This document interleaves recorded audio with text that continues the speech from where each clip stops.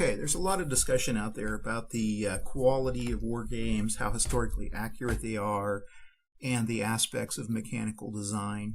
People seem to enjoy debating that a great deal. However, there's not a lot of concrete information on general game tactics and strategy and simply how to increase one's chance of winning. And so today I'm going to try to talk about that a little bit, and hopefully we'll get a whole series of these videos up so that you can increase your chance of winning some games. I'm referring in this video to an article by Frederick Georgian in Moves magazine of August of 1975, where he talks about tactics in simple war games. And I'll be using the Napoleon at Waterloo system. I think it works well because it's simple and it's clear. It's also freely available as a print and play or on Vassal, and we'll use that as our basis for examining tactics. Now, the first concept I'd like to talk about is force concentration. And force concentration simply means having a greater combat strength over your opponent at appropriate places. And the key to understanding force concentration in a war game is understanding the combat results table. Now, the combat results table factors the disparity between your two opposing sides and throws a degree of chance at it. And that gives you the results of what happened during that engagement. In other words, you have two controlled and one uncontrolled factor in determining the outcome of an engagement. Now, the combat results tables, or CRTs, differ between different games, but understanding the CRT of a specific game is key to winning the game. Now, let's look at Napoleon at Waterloo. This is a really old school CRT, and it's been used quite a bit in a lot of early SPI games. But it's also very useful for understanding some key concepts. Now, notice that the 1 to 5 odds or less, the attacker has a 100% chance of being eliminated. In other words, you don't want to attack at 1 to 5. At 6 to 1 odds or more, the defender has a 100% chance of being eliminated. Therefore, if you really want to get rid of a defender, this is the way to do it. At 1 to 1 odds, there's an equal chance that the attacker and defender will have to retreat. Thus, this could spoil any plans that the attacker has. So, although 1 to 1 odds seem like they would be fair, in actuality, the attacker is a little bit of a disadvantage. So, 1 to 1 odds are bad. They leave your plans entirely up to the flip of a coin. So, what's good odds? 3 to 1 odds are the lowest number of odds where you have a 100% chance of harming your opponent in some way, though you still have this 1 in 6 or 16% chance of taking an exchange where not only is your opponent harmed, but you're harmed. And I've seen games lost by these exchanges from attackers. At 4 to 1 or 5 to 1 odds, your chances of eliminating the opponent go up, but your odds of the exchange also increase to a 1 in 3 chance of losing units when you attack. So I avoid exchanges unless it's late in the game and you have the units to spare. Now, 6 to 1 does give you a 100% chance of eliminating your opponent, but trying to build up that force is difficult, and you may have to sacrifice force concentration at other places. So 6 to 1 is not quite as great as you would think. Therefore, I think 3 to 1 odds are ideal. Now remember, these rules apply specifically to this game, and while CRTs vary from game to game, the theory behind them doesn't. So look at the CRT, determine what the odds are, and then just determine what sort of force concentration you want to have. Now, I know some people are critical of the idea of counting up enemy and friendly strength points and consider that unrealistic. However, I'd argue that good generals win by finding the advantages over an opponent, no matter what they might be, and that reconnaissance of the concentration of the force of your enemy is a vital part of any military action. So I consider these totally fair and historically legitimate. Now let's talk about the unit placement by type. Most war games use 3 general types of land units. There's infantry, which have moderate movement, medium offensive, and medium defensive strength. There's cavalry, which have high movement, low offensive, and low defensive strength. And finally, artillery, which have low movement, high offensive, and low defensive strength. So where do you use them? Infantry should make up most of your line, and we can see that here. Cavalry should be on the wings for flank attacks, and artillery should be protected by the infantry. Frontal attack. Assume that each defending unit has to be attacked. In other words, this is a game where if you're next to a defending unit, you have to attack them, and that the attacking unit can move into the space of a retreating defender. And those are two concepts I think that are important here to know. Now, a bad attack is a simple attack. Notice the odds here of each of these attacks. A good attack is using the art of a diversionary attack, which will most likely not be successful, and allowing you to concentrate your forces where you can get the greatest advantage. And notice that here. Now, in this case, I use a diversionary attack from a low-level artillery, and the nice thing is the artillery is not going to be able to take any damage if they fail badly.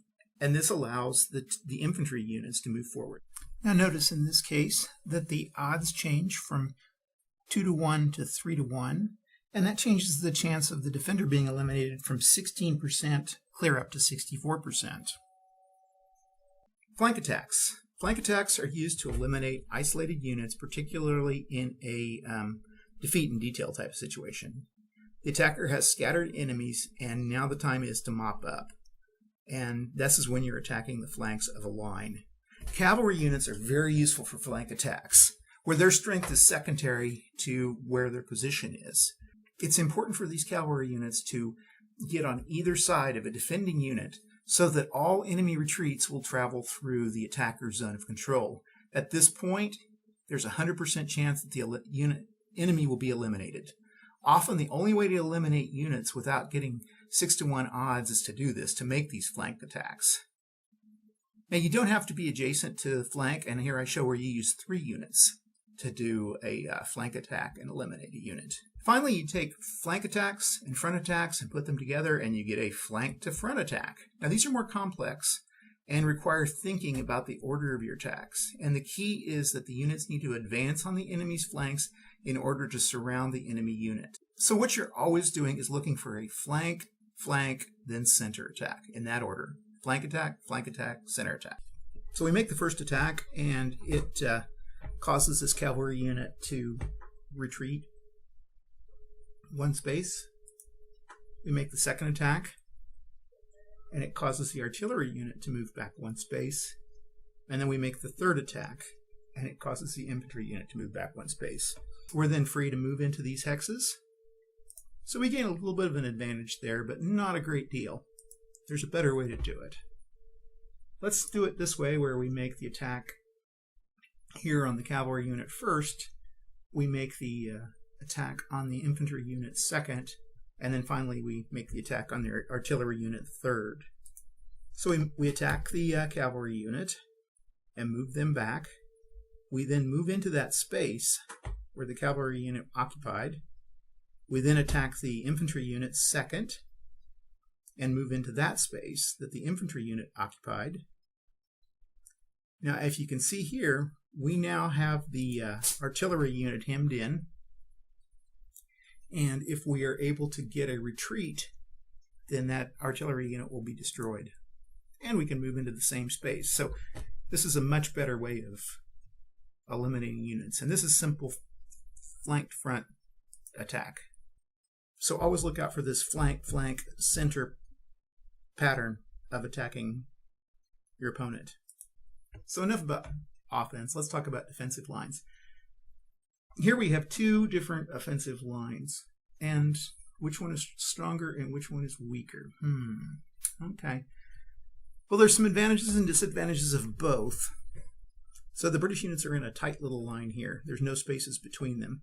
This has some advantages in that if they have to defend, they'll generally only have to defend against 1 or 2 units at the same time. So it's hard to bring any sort of numeric advantage against them. So the disadvantage to this is that they don't have a very long line defensively, and they can easily be flanked by the enemy's units. So you want to spread them out a little bit. So the French have the problem that they're spread out a little too thin.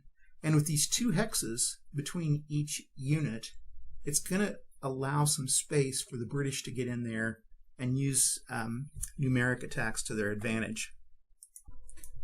And here you can see precisely that happening, where the British are able to get 3 units around this single infantry unit, the 4-4 one, and the this 5-4 infantry unit, fairly powerful infantry unit in this game, is being ganged up by 14 British units.